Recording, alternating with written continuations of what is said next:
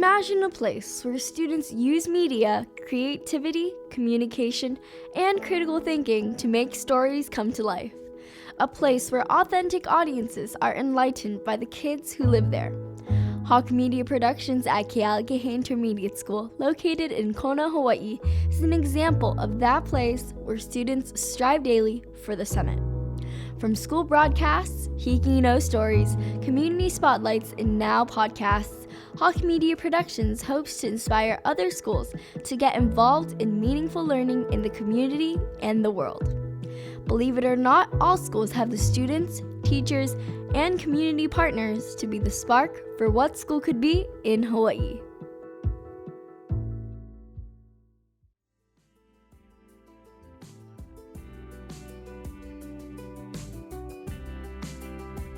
Welcome to Season 1, Semester 2 of the What School Could Be in Hawaii podcast. This series features the stories of creative and innovative educators who are influencing, motivating, and inspiring Hawaii, the nation, and the world. Now, let's send it off to your host, Josh Rapoon. Hey everybody, this is the What School Could Be in Hawaii podcast. I am your host, Josh Rapoon. Today we are with Micah Hirokawa, who is the head of school at Hakipu'i Academy, and Derek Minakami, who is the principal at Kaneohe Elementary School. Welcome to the podcast, Micah and Derek. Thank you. Thanks.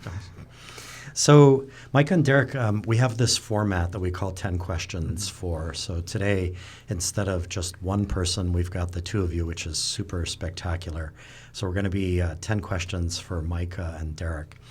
So rather than a back and forth discussion about your respective biographies, I want to treat our listeners to your insights into what I believe are some of the complex and meta issues of 2020 and beyond.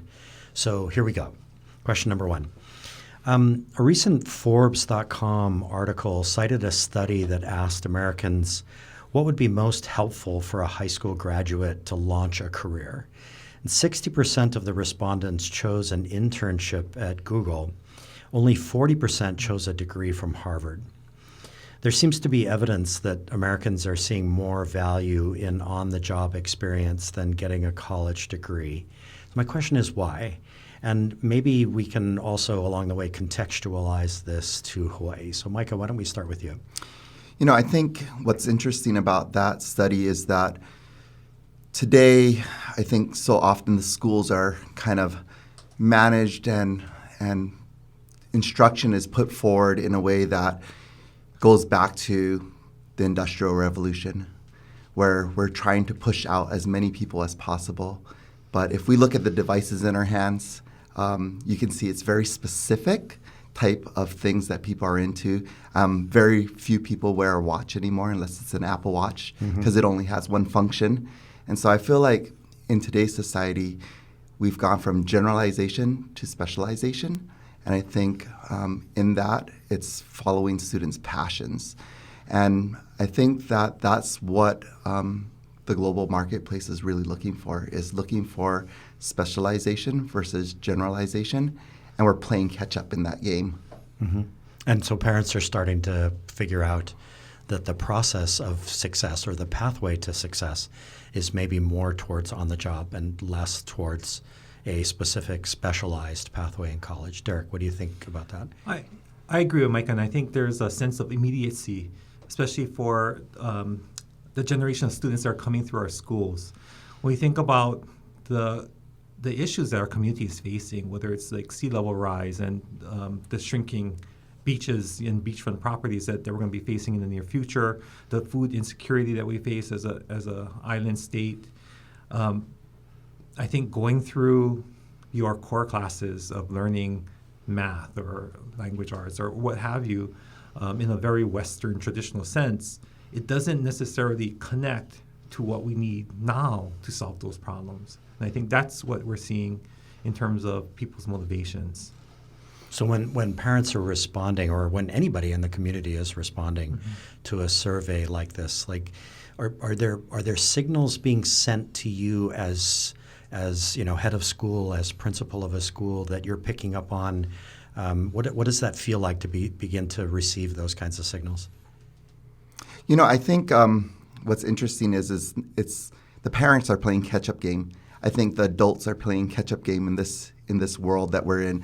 I really think that it's our younger generation, it's our students that are really understanding. And I think one of the things that really bothers me a lot is when I go to conferences and people say, how do we prepare our students for jobs that don't exist? Jobs for tomorrow. But what I've come to find out is those jobs do exist.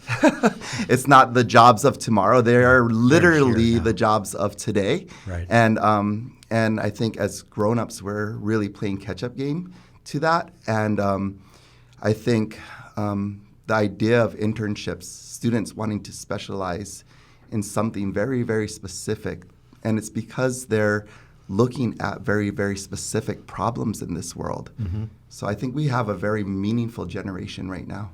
Derek, related question. From your vantage point as a principal of an elementary school, it's not too early to begin to think about these issues. I think it would be tempting for an elementary school principal or leader to kick the can down the road and say, this is not of our concern. I think that when we think about, or especially coming from a high school, being a high school teacher, I can see where my kids are heading, my students. And knowing what they will need to prepare them, knowing what is going to drive them towards that love of learning, we need to expose them. We need to provide them with varied experiences. And doing what we've always done is not enough. Mm. So question number 2 for you, Derek, and you, Micah. Recently I read an op-ed piece by a New York Times columnist, David Brooks, who's actually on the conservative side, so it's not a liberal conservative thing. He writes for the New York Times. And his column was titled, quote, "This is how Scandinavia got great." Brooks notes that Scandinavian countries got it right when they focused as entire countries on educating the whole person or the whole child. Quote, "They realized that they were going to have to make lifelong learning a part of the natural fabric of society, meaning the complete moral, emotional, intellectual, and civic transformation of the person." So my question is, what are you doing at your 2 schools, at Hakipu'i and at Kaneohe Elementary, to move away from the American model of specialized skill and knowledge sets and towards producing whole children with a sense of human interconnectedness? Sure. So one of the things that we're doing is we have an experimental program in our 4th, 5th, and 6th grade levels called our Innovation Academy. And there it's highly place-based, it's culture-based. We're trying to integrate as much of the core content within these varied experiences. On a weekly basis, we visit different sites in Kaneohe and partner with them, whether it's Wakulolo Loko'ia or Luluku Farms or with Papahana. Fish pond. Yeah. Right. And or the lo'i up there and trying to immerse students in these experiences where they're giving back to their communities. They're seeing the immediate relevance of their learning, and then understanding that the things that they're learning within the core content has applications, has relevance. And so that's what we're trying to do to inspire them to love learning, but also to try and expose them to many different things that may help them to build a passion for something that they can pursue later. So, Derek, it sounds like instead of the kid coming to school and being at school all day long, it's sort of like an extraction from the community, and then they get put back into the community again. You're moving school back to the community and making it more of a bridge, that the two exist together. They have to exist together. Definitely. The way I see it is we're part of an ahupua'a, a modern ahupua'a. Which, for our radio listeners, is a land division, just so that everybody knows what we're talking about. Yeah. Right. And it's more than a land division. That is actually a system in which there's an interdependence between all of the components within the community. And so traditionally you had, the water that flows from the mountain, Mauka, down to the ocean. And along the way, there's agricultural, there's farming, there's aquaponics, that feed in and build into the community. And the school is just a part of that, the way I see it. And so as it's not so much that we're a hub, we're just along that pathway of the stream that flows from mountain to ocean. Right. Micah, at Hakipu'i, what about the whole child? At Hakipu'i Academy, there's a lot of different things that are incorporate to developing the whole child as far as them getting experiences. But for, at least within my vision as the leader of the school, I think it's really important that we hit the pause button on practically all of the different activities that we might do as a school. My main focus is that every single teacher is involved in a conversation. That's the most important thing, that we are getting to a really deep place with each student outside of academics, outside of the hustle and bustle of school, and we're learning about their likes, their dislikes, their passions. And I think sometimes we're focused on giving an experience, but yet we're not really taking the time to really be educated as educators on who and what these children are made up of, what they're passionate of. Dr. Young Zhao, he really hit me in a keynote of his where he said, we have to identify what comes easily to them and what comes passionate to them, and that is a career. And if they're ever put in a place that they're doing something that's just easy for them, but yet they're not passionate about it, that's a job, you know? And so really trying to do our research first with each child, and then customizing what we do and how we take them and where we go, which route, left, right, center, really is a huge part of understanding the whole child. So I really like to hit the stop button, you know? And so first and foremost, it's the piko, or in Hawaiian would be the center. What is the center that's grounding each of these kids? And sometimes we say, you know, like in a middle school setting, well, they're just figuring that out. I think that's also a cop-out in the sense that there is something unique that they do know and that does identify them as who they are. Micah and Derek, you guys know that there are numerous studies and that have shown that the success of a child is supremely dependent on a trusting relationship with an adult. And it sounds like, Micah, that's what you're referencing is kind of, exactly. Let's make sure that that's happening before we do all the other stuff. Sure. Right. And Definitely. Derek, that's happening at your school as well and connecting them with the community? Definitely. You know, and one of the key components of that Innovation Academy is using restorative justice practices, where we do circle every morning and every afternoon where kids can do a check-in and they can start to build that empathy with one another to know where each is coming from for that day, and starting to build their relationships with the teachers. But also we invite the families in as well, so that families know that they also can be connected to the school in that way. Right. Wow, super interesting. Okay, so question number 3. A 2013 survey in the United States found 93% of employers believe a candidate's demonstrated capacity to think critically, communicate clearly, and solve complex problems is more important than their undergraduate major. In the past few years, social commentators have argued that a lack of critical thinking is endangering our civil society.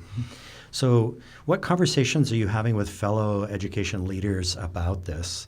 What is the role of the elementary school, and in your case, more than the elementary school, in developing or in the development of critical thinking and complex problem solving? And how does K-12 in total become a consistent and seamless process of guidance towards critical thinking, those kinds of skills and abilities? Micah, let's start with you. So I think the idea that students, first of all, that there is this lack of critical thinking in our world, I kind of think it's a bit inaccurate, even though I'm not the one doing the study. But I do think that our students do think critically about many, many things. They are just not quite thinking critically about the things that adults are thinking about, or that adults think they should be thinking about. There, yeah, there is. But I think the skill itself of critically thinking is something that definitely a high schooler has with their friends and their peers, their social groups, within their relationships with boys and girls. They know how to think critically, but their ability to focus that on something specific is something that we need to continue to help our students refine. And I think the ability for us to, once again, I hope I don't sound like a broken record, but I think it's a guiding philosophy for every school. I mean, at least it should be. And hearing what Derek's sharing right now is that as we begin to identify what students are really passionate about, then we can really focus on building those skills in thinking critically. But I think often if we're not focused on that, then it'd be very difficult to teach a student to think very critically about something that either wasn't relevant to the time. For example, the big fight about cell phones, right? Do we ban them from school, or do we normalize them because they're not going anywhere? Right? And so by normalizing and becoming more one with what is happening here in Hawaii, in the world, global society, I think that really helps us to develop deeper critical reflections with our students. Derek, what do you think about the idea that students are in fact thinking critically, but it's just they're not thinking critically about the things that we adults are thinking critically about? I think there's truth to that, and I'm going to reframe it a little bit, because I think that this issue about how students learn in the classroom is really about how do we model that, right? So we can't ask students to be lifelong learners if we ourselves are not lifelong learners ourselves, and demonstrate that. We can't ask students to be creative thinkers and critical thinkers, and I think the creativity part is actually just as, if not more important in that. If we're not being creative or being, critical thinkers ourselves. And I like what Micah said earlier about, we shouldn't be just doing projects for just project's sake. And same thing, we shouldn't be innovating just because, innovation is what's in now. It really is, are we trying to do things that's making things better? It's an improvement on the system or the practices that we have. And I think too often we limit ourselves to what was done before. And coming off of No Child Left Behind, we had a generation of educators who were told that what they're doing is not good enough. They need this scripted, scientifically based, evidence-based curriculum, and you don't deviate from that. You teach it with fidelity. And as a result, a lot of the creativity got squeezed out of the educational field. And so we're having to rebuild that, and we're having people to trust themselves and to think of things from a different perspective. I just had a conversation with one of my language arts teachers, and she was, we're talking about universal design for learning and giving students the opportunity to represent their work in different ways. And she said, well, if the standard is writing, shouldn't we what is different from a 5-paragraph essay? And I said, well, where in the world of work or in careers do you have to write a 5-paragraph essay? Are there other ways that we can get kids to write that will then satisfy that standard? And so she took it back to her kids and she asked, okay, what are the different ways you want to represent? And they came up with a plethora of ways. And she was blown away by just the creativity. And of course, one kid said, can I still write an essay? Right, just fine. Yeah, exactly. Yeah. That's awesome. Okay, so question number 4. Recently, I read an article. And this is a hard subject for me. I get a little wound up about this. Recently, I read an article in Psychology Today that almost made me choke up with tears, in all honesty. It got me pretty angry, in all honesty. In the article, several points were made, so I'll ask you about them and see what you think. The research seems to be pretty clear. Academic training, meaning seat time, into kindergarten has no long-term benefit. In fact, it may cause long-term harm. Kindergarten teachers, and I imagine elementary teachers possibly in general, are leaving the profession because top-down policies around academic learning are harming kids. And there was in this article a number of testimonials by teachers who were saying goodbye to the profession because they were just so fed up with how much they were being scripted and what they were doing and what the kids were being forced to do, and the joy of learning was gone. So why do we continue on this trend of depriving wound up question. Why do we continue on this trend of depriving little children of play and joyful group activities from which they learn so much and subjecting them oftentimes to ever more meaningless, shallow, quote-unquote, academic work from which they seem to learn so little? Derek, I'll start with you. That saddens me as well. And I think, going back to what I mentioned before about No Child Left Behind and high-stakes testing in that era, thinking that we got to make every minute count, and making every minute count means academic work. And I also read an article that I brought forward to my kindergarten teachers, which stated that actually children of that age need nap time they need time to break away from that constant learning because they need that time to reflect, to rebuild, to regroup. And if you don't provide that time, actually retention goes down. Right. And so, I think we're doing things because we think it makes sense, but it doesn't necessarily mean that it's actually going to achieve something. Mm-hmm. And then I think the other thing we have to ask ourselves, what are the measures of success really that we're looking at? And for us, it has to be more than just being able to read or write or do math, but also, is it building a level of learning that's going to sustain them throughout their life? Is it going to build into their creativity, which I think play and problem solving does, through play builds. And so we have to incorporate more and more of those opportunities and not just do worksheets, because that really is killing the joy of learning for kids. Mike, I'm going to put you on the hot seat. Let's say that you have a friend or a colleague who teaches at another school, a kindergarten teacher, and you're in your position as head of school at Hakipu'i Academy. And she tells you that she's considering leaving the profession and leaving kindergarten because of this issue of seat time.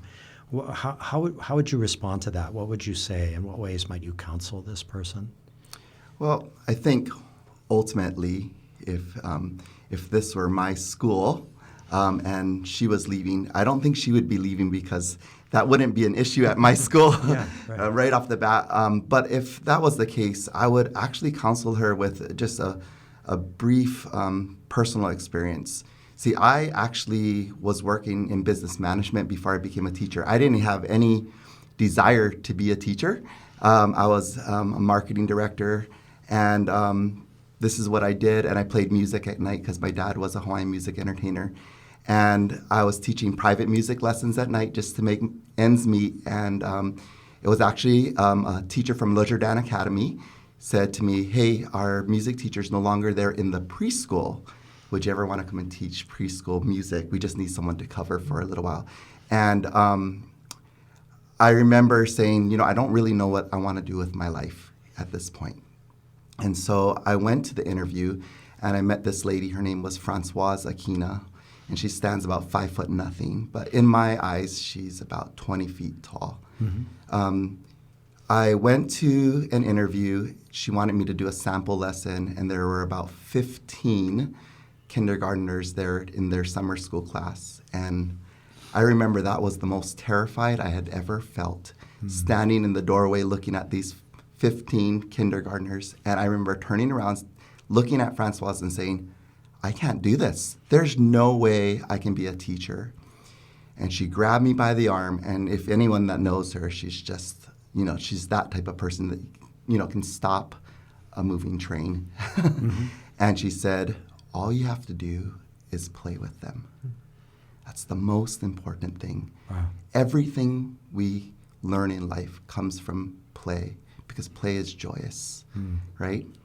And so I looked at her, drew on her strength, walked in there, and I just played with the kids. I left my marketing job, which was paying a ton more, and went to a 10-hour-a-week part-time job teaching 3- and 4-year-olds, 5-year-olds, preschool music. It was from that moment on that I knew that I wanted to be in education. I knew I wanted to be an educator. Mm-hmm. I wanted to make a big difference. So the idea that kindergarten and early childhood education is not being valued as something substantial, they need to sit for about 2 minutes with Francoise Akina and look in her eyes and have her say, play. Play is so important, and the lessons we learn from that are so grounding for the rest of our lives. And it was for me. I was a preschooler in her program, right. And it became a mission for me as an educator. Yeah, that's great. Thank you, Micah. So question number 5. Micah, you founded and owned for 10 years a private research company that specialized in learning differences. This seems like a wonderful jumping off point to talk about such differences and how we treat them in today's education culture. So this is really for both of you. What did you learn in those 10 years about learning differences, and how have you applied that research in your work as an educator and school leader?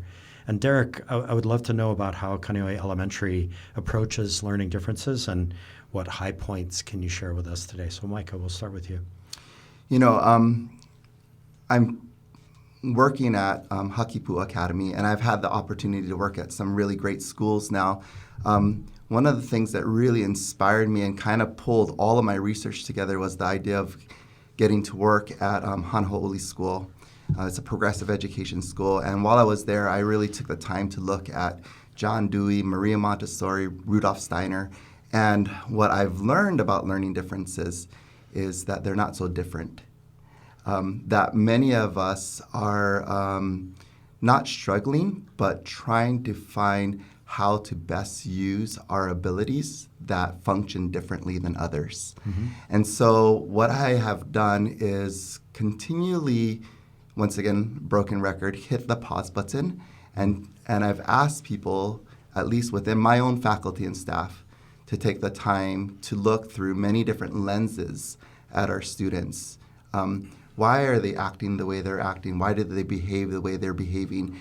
And are we able to identify these differences as strengths versus disabilities? And I think as soon as we start to change that lens and we start to really think about what are the strengths affiliated with what they're doing, for example, ADHD, the ability to multitask at a very fast rate.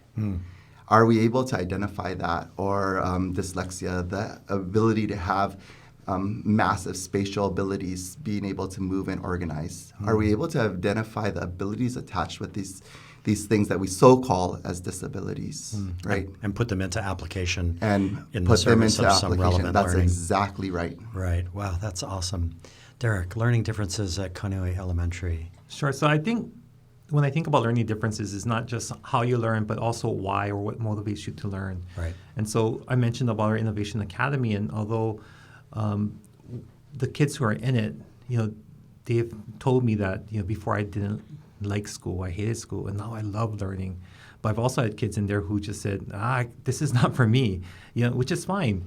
And so I think what we're trying to do is figure out, how do we reach each kid? How do we tap into the passions that they have and build that level of learning?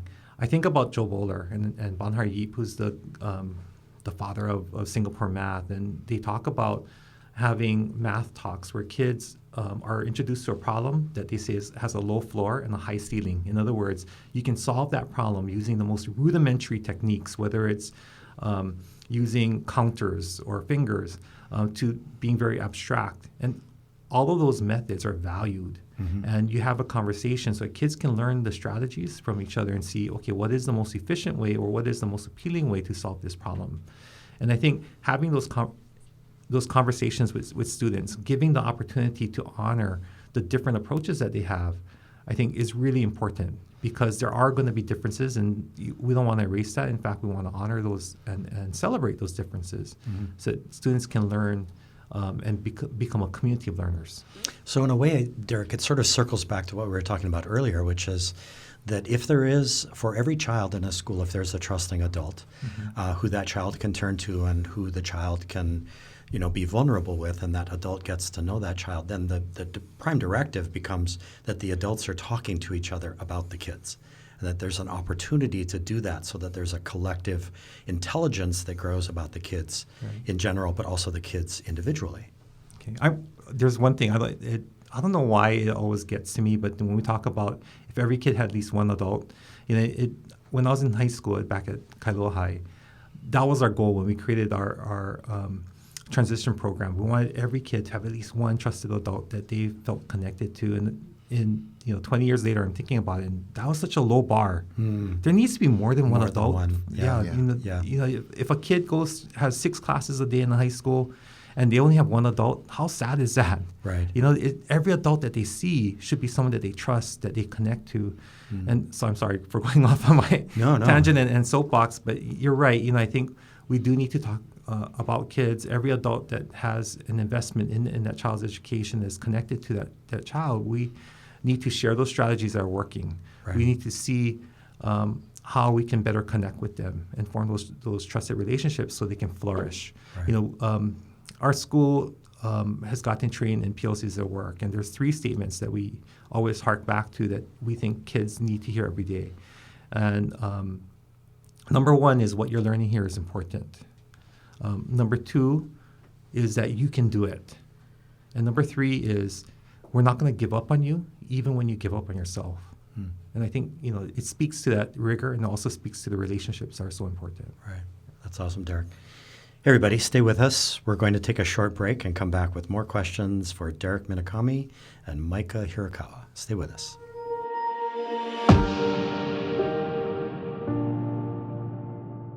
Purple Maya, our specialty is providing cultural-based programming to learn technology and computer science. We are always looking for teachers, volunteers, and schools to partner with. But our programs aren't only for keiki. Heard of the Purple Prize? We're accepting applications now for Kamaka Inana, a design and venture ideation program for adults interested in creating solutions that positively impact the Pai'aina. It's about shaping the way Hawaii designs for the future. Visit us at Purple Maya or purpleprize.com for more info. Also, how major is this podcast? Keep up the good work, guys.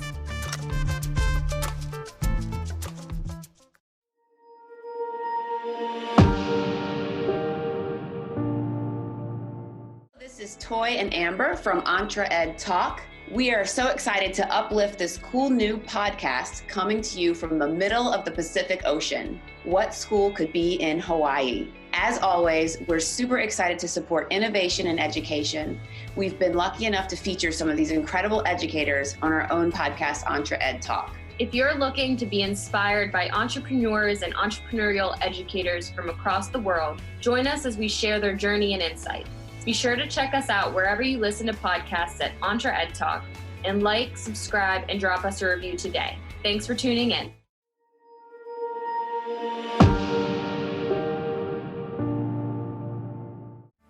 Hey, I'm Tyler Kern from Market Scale, and you're listening to What School Could Be in Hawaii, a podcast partnership between Market Scale and Josh Rappoon, exploring the latest insights and thought leadership in the world of EdTech.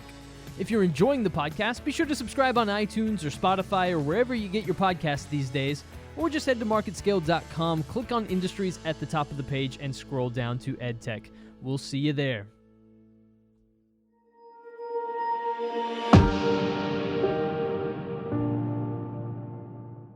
Hey everybody, this is the What School Could Be in Hawaii podcast. I'm your host, Josh Rappoon, and we are back with Derek and Micah.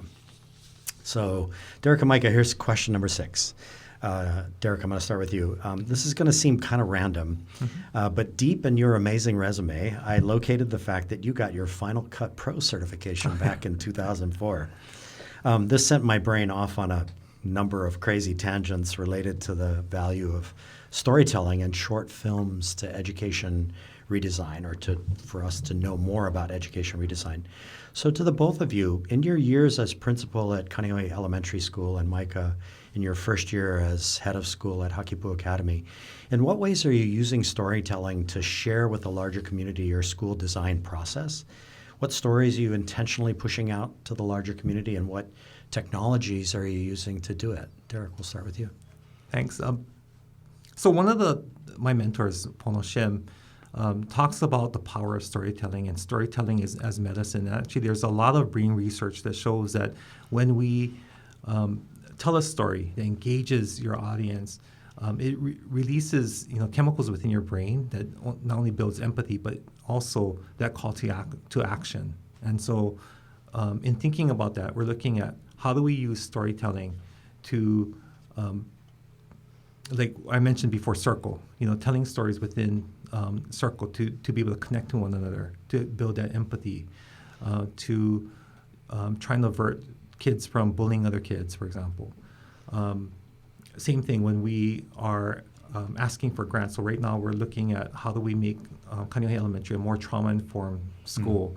And in speaking to funders, we're telling the stories of kids who are facing very traumatic situations, and how we're responding as a school, and how that can get better. And I think those are the ways in which we're engaging the public, that we're trying to bring the community in so they understand what our kids are going through and how we can help them. Derek, you use Twitter. You are a pretty prodigious, well, I can't say the word, prolific tweeter. In what ways does Twitter serve your interests as a school principal and getting out the stories of what's happening at your school? It's funny because when I initially got into Twitter, I thought that it would be a way to communicate to my parents. And for the longest time, I had maybe like 5 followers, and just one of which was a parent. So shout out to Greg. Thank you for being one of my first followers. But, I found that for me, Instagram actually serves a better medium for connecting with my parents and our community and telling the stories there. For example, we just had a big unveiling of a Mele Murals project that we did at our school yesterday. And it just brought a lot of parents in to come and see and connect in that way. For Twitter, I think it's been more of a connector to other educators. Right. And to be able to expand that network of people who are not just like-minded, but also who have different perspectives that really challenge my own and helps me to grow my own thinking as an educator. I've noticed an explosion of Twitter accounts across our public, private, and charter schools over the last 3 years in Hawaii, and it really helps to get one informed about what's happening in all the different areas. Micah, at Hakipu'i Academy, what about this business of storytelling? How are you going about doing that? Yeah, I think there's a couple of things. I think it depends where you're on the evolution of your story itself. Hakipu'i Academy this is its 19th year, and in the realm of schools, that's fairly new as far as the age of a school. For me, I really think it's really important that you understand where you fit on that timeline and where those stories fit. And so eventually we would love to be recognized worldwide, globally, across the web, and so on. But when I first took the seat at this school, there were 2 stories that needed to be told. Number one, that there was this resource here on the Windward side. And number 2, we needed to teach our students how to tell a story. And being a Hawaiian-focused charter school, it was really important that they understood the importance of mo'olelo. And so one of the first things that we initiated right away is this protocol called Mana'o o Kala. I learned it from a good friend of mine. His name's Blair Sataraka. And it basically means the thought of the day. And students wake up, they're assigned to do the thought of the day. They can do it in Hawaiian or they can do it in English, and then they say why this is meaningful for them. And this is in our morning protocol. So that story's really important that we teach students. As far as in the learning design, this is how you tell a story, and the way that you teach that is by giving them the opportunities to do it. Right. The second thing is when thinking about the school and its timeline, and because the school is so fairly new, most people either said, "Oh, I know that school," or they would say, "Oh, what school is that?" And I quickly found out that either people had one opinion of the school or they didn't know the school at all. And one of the things that I learned from my dad growing up, he's a Japanese businessman that owned a car, only drove it on Sundays, and always caught the bus so that he could sit next to a new person on the bus. And that was his marketing tactics for his optometry business. So what I did was every day when I came into this role, I walked the streets of Kaneohe and I sat with people in their homes.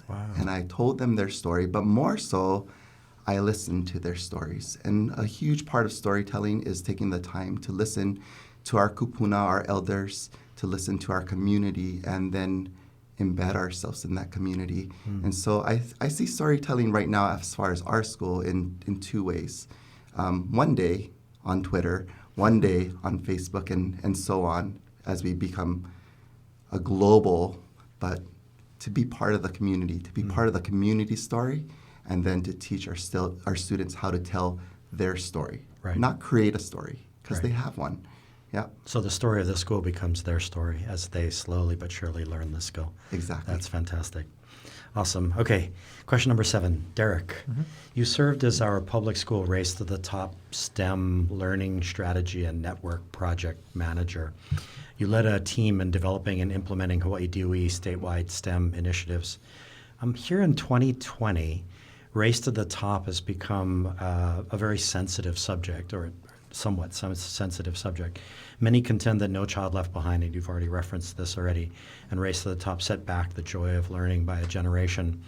Many contend that essential skills development was set aside for seat time teaching to test So my question is for both of you, what are your thoughts now about this? And Micah, you recently moved from a progressive private elementary school to a public charter school. In that context, what are your thoughts about where we've come over these last few years? So in my time with Race to the Top, actually I was volunteering in that capacity. I was still a vice principal at the time, and we had some lofty goals that was written into the application that were unfunded. And I still believe that those goals have pertinence today. Reason being that one of the things that we wanted to do was to connect educators. We wanted to give them a forum to be able to communicate with one another, to share ideas, share practices, elevate what we're doing in STEM education. Mm-hmm. We tried a platform, and today it's not as relevant, that platform. I think had I been on Twitter back then, that might have been the go-to in terms of creating that PLN. The other thing that we tried to do at Race to the Top is to provide more professional development so people could see how STEM can be integrated into all sorts of content areas and really look at cross-curricular. And I think that stands against some of the things that people criticize No Child Left Behind for, in the sense that we really do want to spark kids' passions. We want to show them that there's opportunities and relevance for learning things, and not just book work or seat work, but really looking at how do we do things that are going to improve our community immediately. So I think all of those efforts, combined, we didn't get far enough, and part of it was because it was unfunded. But I look at what our superintendent wants for us to do today, which is to have internships, have externships, have opportunities to really connect the learning. And I think those are the things that, the same goals that we had with Race to the Top, at least within STEM education. So in some ways, forge ahead, be brave, be bold, as she has said, Superintendent Christina Kishimoto, but at the same time, be aware of where we came from and what some of those things were that were useful and pertinent, as you say.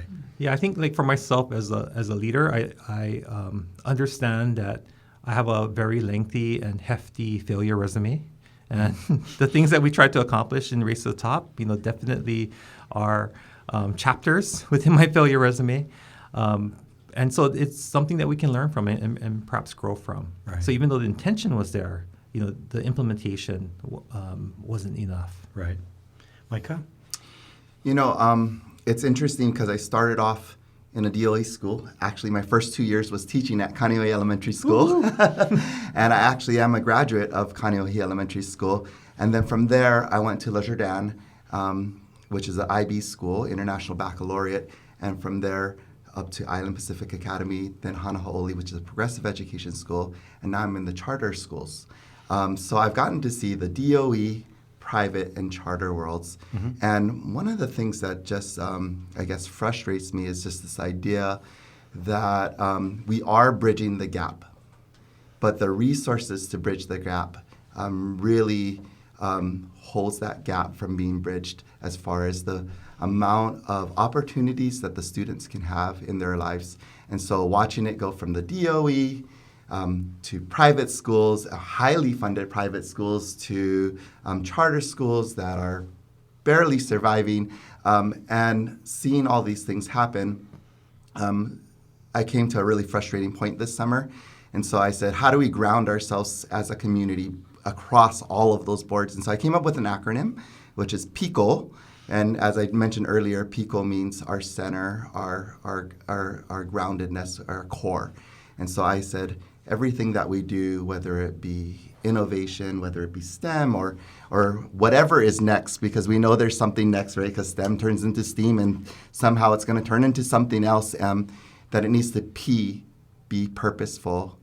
It needs to be intentional. There needs to be an action behind it. K, we have to keep the keiki, or the kid, at the center of that. And O, that we're constantly being optimistic and out-of-the-box thinking.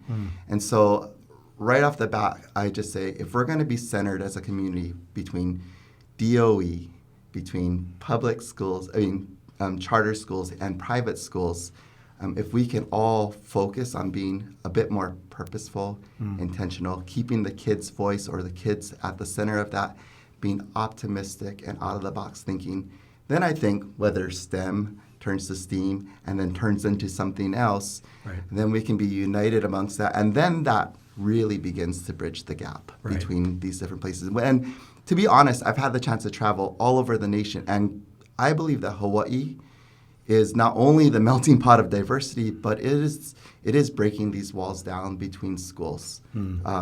We see it all the time happening, and that's incredible. Awesome. So perfect segue to question number 9. Speaking of bridging gaps. So for our audience, our radio audience, I'm going to describe an image to you two, and then I'm going to have you comment on it. Yeah. So let's imagine that there's, a circle that's kind of up here around 12 o'clock.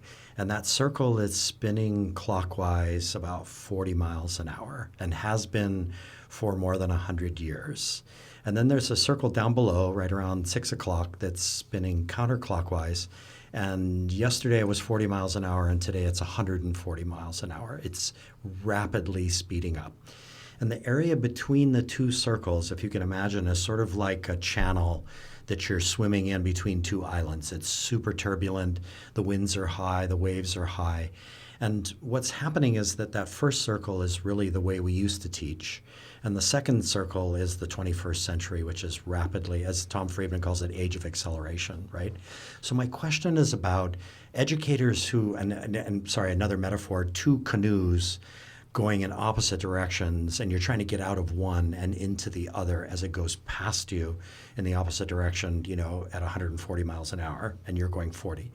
So my question is about how do you as school leaders help educators get through those turbulent waters as they try to get out of the 20th century and into the 21st century in terms of teaching and learning? Derek, I'll start with you. Sounds like an episode of Survivor. In some ways, I think for many educators it is. I think it's difficult. I think about, I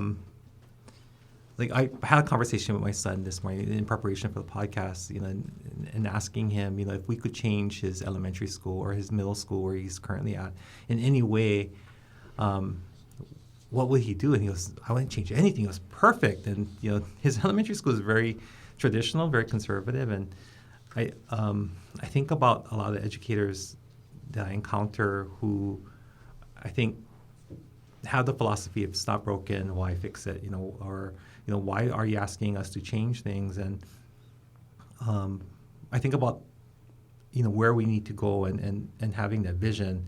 It really is about how do we cultivate a shared vision for that future, and how do we get people to get invested in it. But that's not enough, because it also means, how do we get people to feel like they're safe to take that risk, to venture towards that vision. And that can be really scary for people. And so it's about creating that safe environment. It's allowing them to wade in. And though I think there is that strong sense of urgency, it's also knowing that if you rush people in, it's not going to do them any good if they all drown. Right. And so it's about how do you then temper it? How do you then help them move forward where they feel safe and they feel like what they're doing is going to be valued and honored? And what can we keep of the past that we're going to move, carry with us? And what are the things that we're going to say, Marie Kondo, thank you for your service, and leave it behind? So, Micah, in a sense, what I'm hearing from Derek is that the canoe passing in the opposite direction, which is going ever faster, is not going to go by just once. It's actually going to come by repeatedly. And so it's not like you're going to miss a boat. You're not going to miss an opportunity you'll never get again. You actually get to do it pretty much any time you want. What are your thoughts about this transitional space? Yeah, I hate to be a person that comes on a show and keeps disagreeing, but I think the problem with your picture that you drew is that it's from the perspective of a grown-up. I think what's happening here is lots of times when I speak to educators who are frustrated with how fast technology is flying by them and how fast the world is innovatively spinning versus the world they grew up in, I think that too often if you think about that scenario, it's just them. Yeah. It's just them thinking about it. But if you were to talk to a kid today, maybe your son, in their perspective, the world is spinning at 40 miles per hour. It's not spinning at 120 miles per hour. It's spinning at 40 miles per hour. It's just from our perspective as adults that it's spinning at 120 miles per hour. And a lot of times we have the perspective, and I think I heard it earlier today, that we have the perspective that we need to be in control of this cyclone that is spinning at our perception of 120 miles per hour. But it's not the case. I think it's revolving around pride. I think too often if we say lifelong learners, I'm a lifelong learner, but I'm not planning on learning from anyone younger than me. Mm-hmm. I'm a lifelong learner because I'm going to take a PD from someone who's much older than me, who has these accolades and so on. But if we were to take a step back, and I think Melissa, you had her on your show earlier today, she said, do I give them the space and the time to figure it out on their own? Mm. And then we take the time to learn from that. Mm. I think that we would see that turbine start slowing down a lot more, is to be able to learn from this younger generation. My biggest example of that is if you have a problem with your cell phone, you give it to someone who's 14. Yeah. Yeah. Because in that moment, that cell phone is 120 miles per hour. But you give it to someone who's 14, it's at 40 miles per hour. They could just do it in 2 seconds. Right. So it's normalizing that, right? Yeah. Really slowing that down and accepting that it really is going at 40 miles per hour if we allow our students to be the teachers. Yeah, very interesting, Micah. So question number 10, we're here at the end here. So we try to end these episodes by referencing the title of Ted Dintersmith's book, What School Could Be. If I asked you, Derek and Micah, to take me somewhere on your campus where I could see what school could be, specifically, where would you take me and what would I see? I think maybe you don't have to roll with this if you don't want to, but to honor your resumes, how's about Micah, you talk about music, and Derek, you talk about science. Let's start with you, Micah. Take me someplace where music would show me what school could be. Okay. So I know all of my faculty and staff is hoping that I talk about how we have this great lab program and we've got all these other things. But I would reference what school could be is our lunch period. The least academic time in our school. And during this period, there are guitars, there are ukuleles, there are cajones out there, and there are kids who are playing music. And so part of our project-based learning component, which is the second half of our day at Hakipu'i Academy, the students go into doing projects. And many of these musicians, a group of them came up to me and said, I want my project to be on butter mochi. Mm-hmm. And it was going to be really easy because they were going to do a PowerPoint, and this was the recipe, and I like butter mochi. And I said, you are passionate about music. This is a cop-out. And, just calling them on it. And so then they decided they would do a project on Hawaiian music. And I said, oh, that's great. We're a Hawaiian-focused charter school. But you know what I knew? Because I took the time to be with these students out at lunchtime, is that they were not passionate about Hawaiian music. I heard music from Maroon 5. I heard music from Metallica. I heard music from all different types of bands, jazz, every genre under the sun. And I said to them, you're not going to do a project on Hawaiian music. You really need to explore the genres of music as it pertains to your passions. And so if I think about the book, What Schools Could Be, schools need to be a petri dish that's cultivating passion, right? It's cultivating passion. And what better medium to explore passion than music? So you've given me the perfect example. But I do believe it applies to everything. We have a student that's doing fashion. We have a student that's doing one on car audio. It starts with passion. Right. And so I think that's the best medium. Awesome. Derek. So I knew you were going to ask about what schools could be, not necessarily about science. And for the past couple of weeks, knowing that was coming to this podcast and thinking about how I'd respond to that. And I read the book, and and I think for me, it's still I'm trying to figure it out. It's still something that we're learning, and we're trying to build, and we're trying to listen to students and trying to see where it heads. But I know that's a cop-out answer. So where I would take you is actually not on our physical school campus, but to Luluku Farms, one of our partner organizations within our community. And there we'll go to take a look at the lo'i, which is the where we're growing the kalo, the taro, the awai, the water that feeds into it, the stream that runs nearby that has dojo and opu growing in it, and look at the ways in which students are trying to do deep observations there, use the knowledge that they're gaining from Uncle Mark, who's the caretaker of Luluku Farms, and apply their science and their math and their language arts and their social studies within that context to make him, to help him. So whether it's to get rid of the invasive species within the stream, the catfish or the others that were eating the opu, whether it's to try and convert energy from the awai, the stream, into taking the farm off the grid and create electricity, or whether it's looking at how do we help the kalo to thrive more healthily and get rid of the predators and other threats to their growth. That's the way that we're trying to look at how science is not taught as a separate subject, but really as something that's relevant. Miki Tomita is one of our partners through Education Incubator. She talks about just-in-time learning versus just-in-case, and moving away from having to teach kids things that, just in case you need this later, to we need to learn this right now because we want to solve this problem and we want to make things better for our community. And that's what the lens, I think, that we're trying to view learning at our school through. Derek and Micah, thank you for your leadership in education in Hawaii today, in our public schools and in our charter schools. And thank you for being on the podcast today. Thanks for having us. Thank you so much.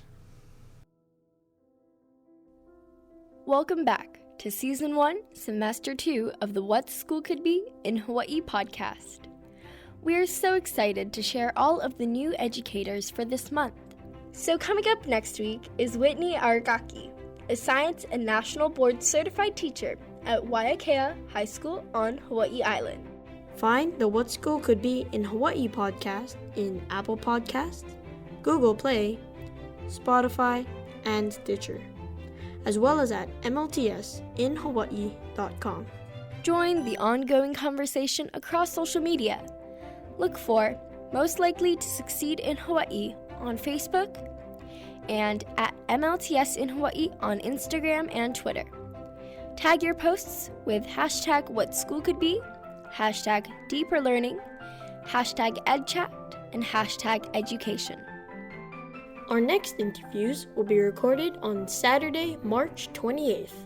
You can join us in the studio through the magic of Facebook Live. Find us at the Most Likely to Succeed in Hawaii Facebook page. We want to hear from you. Send your comments, questions, and feedback to mltsinhawaii@gmail.com. If you love this podcast series, we would really appreciate a rating and review in Apple Podcasts. It's the best way to help us reach a wider audience of innovative educators. And please feel free to share this series with colleagues, friends, and family. Your host is Josh Rapoon. Our podcast consultant and sound engineer is Ryan Ozawa. The editor for this episode was Marlone Utrera, under the guidance of Matthew Williams. Learn more at hawkmediaproductions.com. And special thanks to Ted Dintersmith, author and education change agent. Now, off to your next epic adventure. Class dismissed.